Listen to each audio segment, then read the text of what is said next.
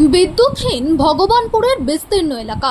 বুধবার সন্ধ্যায় পূর্ব মেদিনীপুর জেলার ভগবানপুরে হয় বজ্রবিদ্যুৎ সহ ভারী বৃষ্টি, সাথে ছিল দমকা হাওয়া। ঝড় বৃষ্টির ফলে ভগবানপুরে ভেঙে পড়েছে বহু বিদ্যুতের খুঁটি। গতকাল সন্ধ্যা থেকে বিদ্যুৎ বিচ্ছিন্ন ভগবানপুরের বিস্তীর্ণ এলাকা।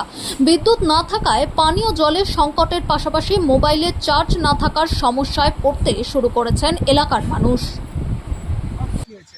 ব্যাপক পরিমাণের ক্ষয়ক্ষতি হয়েছে।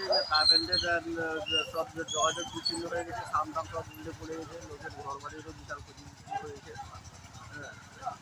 কাল থেকে কারেন্ট নেই, কাল থেকে কারেন্টও নেই।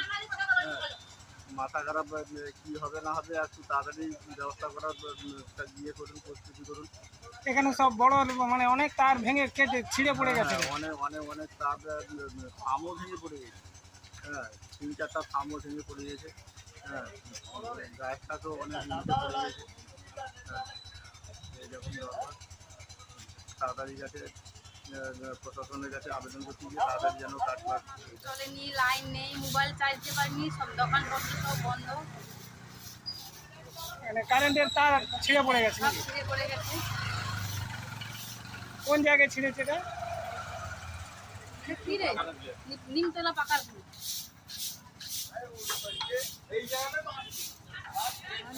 ভাসিছে কারেন্ট নাই, জল খাইতে সমস্যা, কারেন্টের অন্ধকার সমস্যা, সব দিকে সমস্যা আছে।